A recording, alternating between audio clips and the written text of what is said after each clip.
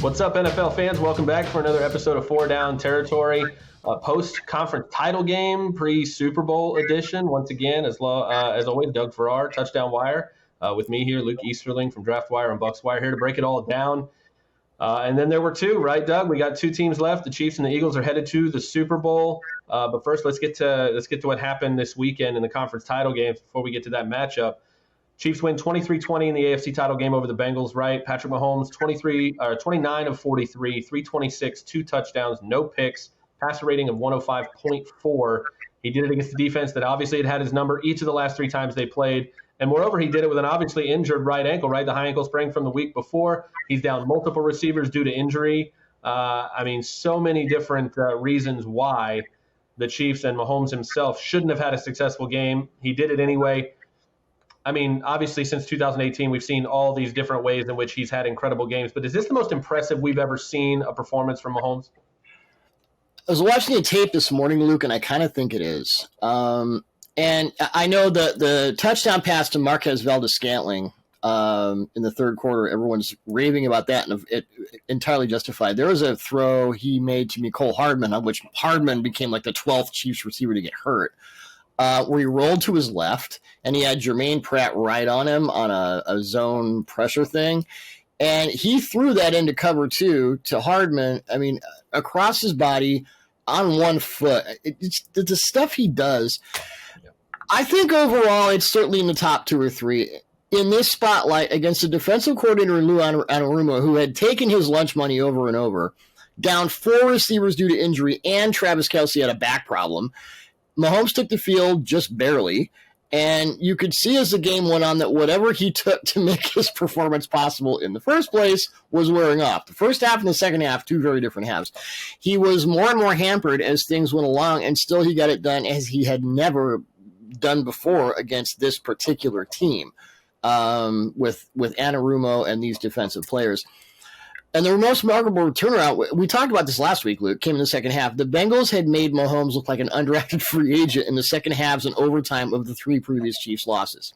He had completed 25 of 44 for 503 yards, no touchdowns, 2 interceptions, and a passer rating of 54.5 in those previous 3 second halves and overtimes. Yep. In the second half of this game, with his body and his receiver core falling apart, Mahomes completed 16 of 24 passes for 161 yards, a touchdown, no picks, and a passer rating of 99.5. I mean, this guy doesn't have a lot of demons to exercise in his career, but he certainly took care of the few that are there on Sunday. And I think given everything, you can look at the Rams game a couple years ago, all kinds of amazing stuff Mahomes has done. I think this was the most impressive performance, single-game performance of his NFL career. Yeah, obviously we've seen at this point some otherworldly things from Mahomes already in his career, but this particular one I feel like was so important. And we heard the chatter all week long, the Burrowhead stuff and all this stuff that, the Bengals have created, this kind of like all the pressure's on the Chiefs here, right? I know you're going to Kansas City, but because of the history, all the pressure was on the Chiefs and Mahomes to come through, right? And so the high stakes, like you said, the injuries, both his own and his teammates, he had every reason to fold in this scenario. Nobody would have really blamed him, right? Again, struggling in the past, even at full strength, and now you're down all your receivers, you're hurt. Nobody would have thought twice. I don't even know that it would have negatively impacted his legacy at this point at all, because it was kind of what everybody would have expected. Like, yeah, he was hurt, so we understand. And in the face of all that, he delivered, right? A gutsy performance we'll be talking about from years to come, obviously, especially if the Chiefs go on to Arizona. And I think the thing that really stands out to me, Doug, and maybe you can speak a little to this, is I don't know what Lou Anarumo should have done differently. I don't know what he could have done defensively and schematically to take away something that was there. I feel like you just got beat by one of the greatest players to ever play this game. Am I right there? Yeah, there were different things. He had the one rollout to his left, the throw to Hardman, which I put up on Twitter, and it's one of the most ungodly throws given the circumstance that I've ever seen. He had 5 rollouts to his right, 4 were against zone. The final one, and these were all in the first half, by the way, he rolled out to his right 5 times in the first half, didn't do it at all in the second half, which tells you something about, Toradol or whatever wearing off. The last of those 5 rollouts to the right in the first half was a touchdown to Travis Kelce. Because when Mahomes gets cover 0, then it's like, okay, I'm going to play spot the Huckleberry with Travis Kelce. There was miscommunication in the Bengals secondary between Jesse Bates and Von Bell. And in this case, the Huckleberry was Jesse Bates, who's a great player. But, if one miscommunication in that man look, and it's all over. So he was going full Steph Curry, and then he knew when to capitalize. And even that final play, and we'll get to poor Joseph Asai in a minute. I mean, I don't know what would have happened if that game went to overtime. If Asai doesn't, push him out of bounds and give the Chiefs that extra 15 yards they needed to kick the field goal, I don't know what Mahomes had left. And that, to me, is the most remarkable people used to say about Michael Jordan. It's when you get the guy with the most talent who has the most insane work ethic and the most insane desire to win. When you combine those three things, it's just, you get that nuclear bomb of a player. And I think that's what we had with Mahomes. I mean, as far as what Anarumo did, I think he did a lot of what he does, coverage switches and, creeper stuff and zone pressures. Maybe you blitz Mike Hilton a little bit more. I don't know. I haven't watched the tape completely to tell you, but I can tell you, looking very specifically at what Mahomes did, he responded to Anarumo's looks in ways maybe he hadn't before. And I wonder if having the ankle, having the injured receivers, he needed to be, and I'm not saying he wasn't a quarterback before, for God's sake, but maybe he needed to be more of a quarterback and less of a pure athlete. I mean, the touchdown pass of Valdez-Scantling, which was the most impressive throw, because that was just a zinger. That wasn't pocket. That wasn't leaving the pocket. That was pocket movement. And if you watch the way he moved, we talked last week about Joe Burrow's pocket movement. That was on that level. So you almost wonder if, and I haven't seen the transcripts yet after the game, I almost wonder if Mahomes had to react differently just because of the physical limitations he was undergoing and what his receivers were going through. It's like, okay, I have to be perfect, and that's okay because I can do that too. Right. And I mean, to look at the other side of the sideline in this game, let's go to the Bengals. I mean, the last two seasons, they've ended with a 3-point loss to the Rams in the Super Bowl, now a 3-point loss in this game to the Chiefs in the AFC title game. I mean, it feels like the Bengals of the 80s, right? 2 close Super Bowl losses to the Bill Walsh 49ers. Great teams, but they just kept missing it by just that much, right? So what do the Bengals need? What is missing that can put them over the top maybe next season and finally get them to that point that we feel like they're so close to? I don't think they need to do that much. They've built this team really well. I mean, for all the talk over the years about the Bengals having like one scout and a bunch of magazines in their scouting department, they've really built this team well. Joe Burrow has been saying for months that the 22 Bengals were a better team than the 21 Bengals that made the Super Bowl, and he's absolutely correct. They went from 17th to 5th in overall DVOA, 18th to 4th in offensive DVOA, 19th to 11th in defensive DVOA. They improved overall, just you could see it on the field. They were sporting a 10-game winning streak coming into this game, and there weren't a lot of flukes there. Last season, this was a surprise. This season, we expected it. We expected the Bengals to be here. Nobody was shocked by this, and they just kept doing it and doing it and doing it. I would focus on the offensive line because they can still upgrade there. I would look specifically at left tackle Jonah Williams, who will be on the final year of his rookie contract next season. He allowed 13 sacks and 45 pressures in this season on 748 pass blocking snaps. I suspect that if he had been in the last 2 games, it would have been more. Maybe some reinforcements in the secondary as well. Chidobe Awuzie, their best corner, had been lost in Week 8 to a torn ACL. If he's in there, do we have a different result? Maybe, because Awuzie is really good. Other than that, a relatively healthy Bengals team should be expected to be right back in the hunt next season and beyond. And, maybe don't ever single-team Chris Jones, because doing that seems like a bad idea. Note to the Philadelphia Eagles. Don't do that. Yeah, I don't care where he lines up. That one guy on Chris Jones is probably a bad idea, regardless of your offensive line. But like you said, I think it is the offensive line. I think if that's still the spot, and I think it's frustrating after the offseason they had last year where they obviously threw a lot at him and tried to deal with it, but obviously the injuries piled up. And I think at full strength, the one they have might have been enough, but that also speaks to a lack of quality depth if you don't have guys that are backups that can serve. And I thought they played well against Buffalo, but I thought the way things went against Kansas City might say more about Buffalo's pass rush and Buffalo's defensive front than it did about Cincinnati's offensive line. But I think, again, maybe the most – I mentioned Lou Anarumo earlier. Maybe the biggest concern is if he leaves for a head coaching job and what happens with the defense there. Yeah, because it's hard to replicate a guy who can scheme things up that well. Well, I mean, Alex Kappa played really well this year. I thought Lael Collins was okay. I think Jonah Williams is, for lack of a better word, kind of a problem. So, and they've got some cap room. We're talking on Monday. Salary cap is going to be about $224 million. Bengals have some room if they don't re-sign Burrow this year to his $7 bazillion contract that he's fully earned. Do it now. It's only going to get bigger. Yep, they can make some moves here. They can do some things. So I would be more surprised if the Bengals weren't in the Final Four next year than if they were, because they're clearly on the right path. Not going to lie, we Bucs fans are pretty proud of Alex Kappa. Watching a kid from Humboldt State come and play here as well as he did, playing with a broken arm, playing with all these injuries. He goes to Cincinnati and has such a great season. We're all super happy for him down here in Tampa. Wish he was still here, that's for sure. So plus, he looks like a Swedish death metal singer, which is even more awesome. He does, man. Just a great dude. Great. Any offensive line should want to have a guy like Alex Kappa on their team, I'm telling you. Humboldt State, and then Ali Marpet came from Hobart College. Hobart and Humboldt. There you go. Let's go. We love to see it. We miss both of those guys down here.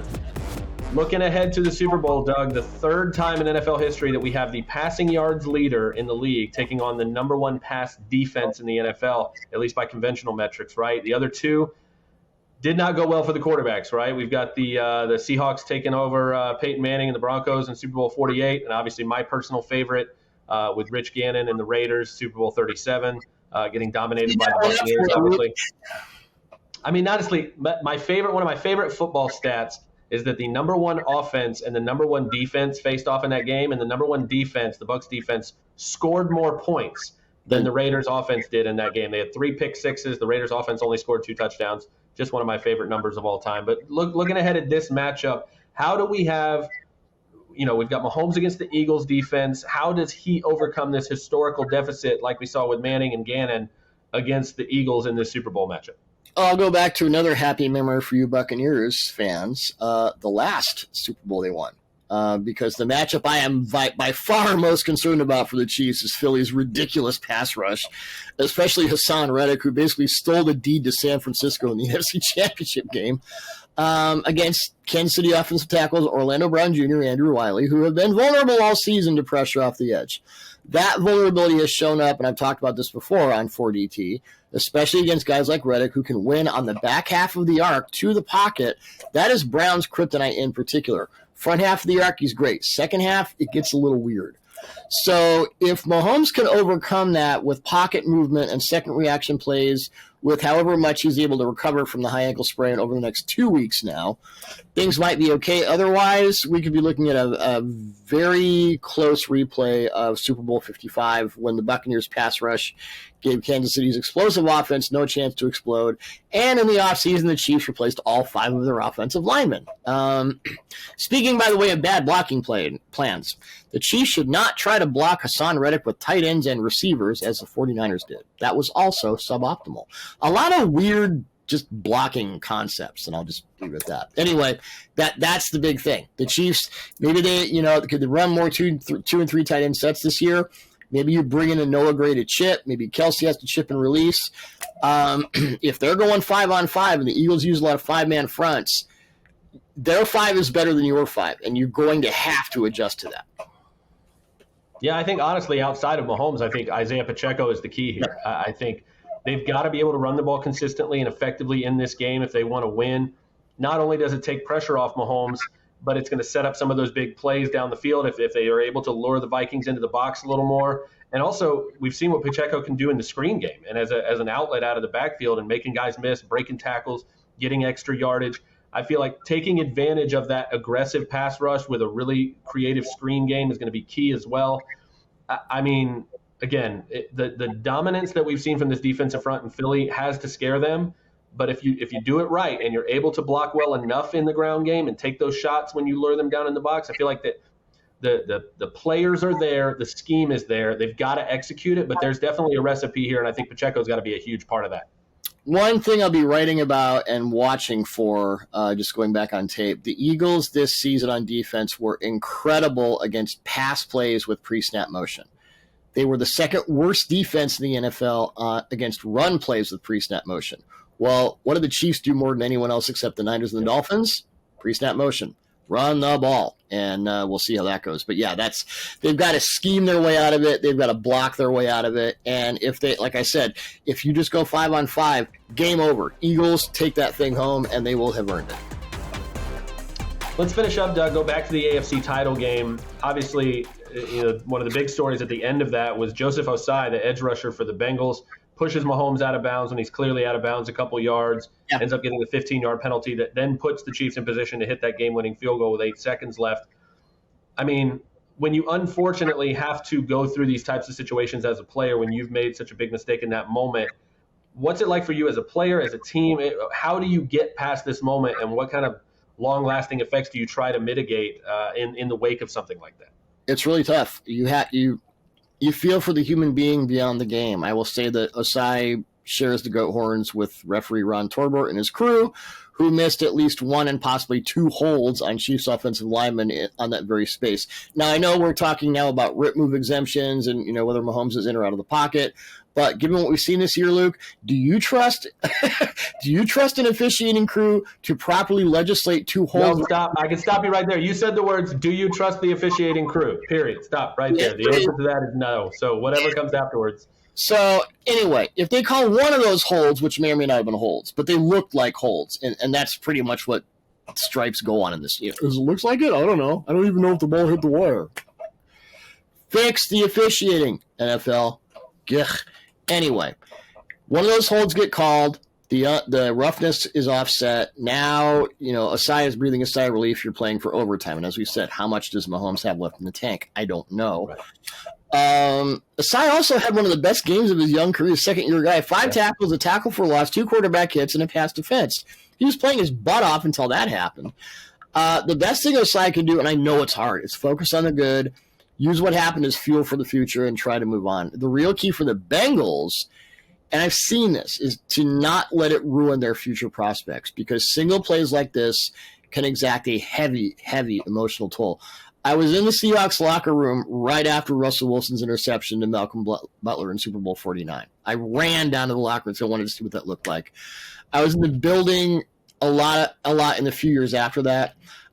The Seahawks never recovered from that one play. Everything started to unravel and eventually fall apart. And again, it's really tough. You can't let that one bad play define your future, no matter how impossible it seems in the moment. Osai was just beyond, beside himself, and you understand why. Good uprising player. You hope he can get past it, and you hope the Bengals can get past it. It seemed from what they said after the game like, yeah, we'll be fine. But once you get back in there, you just don't know. So I hope most specifically that Osai is able to just, okay, I did it. Let's move on. I hope that is the case, but you just never know. Yeah, I think obviously that's, the most important thing is you feel for the player. And I think honestly, one of the biggest things that you can do in this situation is something we already saw from the Bengals in the wake of it Sunday night, right? Teammates immediately coming to his side to support him. Great. That was when great. There was Cam Sample on the bench right afterwards, BJ Hill in the locker room.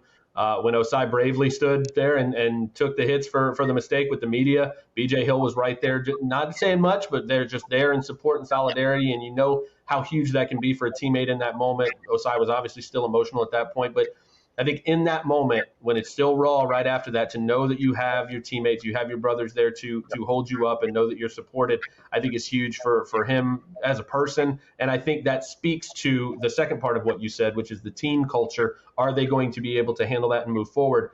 I feel like what we saw in the reaction in the wake of that immediately on Sunday night is a great sign that they will be able to do that in the future and to avoid kind of letting that be a letdown that goes beyond this game, right, and leaks into next season and into the team culture. Looks like they have some fantastic leadership there. Kudos to his teammates for picking him up, and obviously you just hope the team, but more importantly the person, can bounce back from this, and we'd love to see him have a great season next year and make a big play in the AFC title game or the Super Bowl to clinch it maybe next year. You love to see that kind of bounce back. It looks like the Bengals have the right people in that locker room to make sure that happens. And props to Osai for standing there in the locker room and answering all the questions, because a lot of guys would have ducked out, and he didn't. Yep, it's true. It's true. Well, thanks so much again, NFL fans, for joining us for another episode of 4 Down Territory. We hope you guys enjoyed the weekend of conference title games. We know we did as fans as well. Can't wait for the Super Bowl. Going to be a great matchup. Thanks again for joining us. For Doug Farrar, as always, I'm Luke Easterling, and we'll see you next week.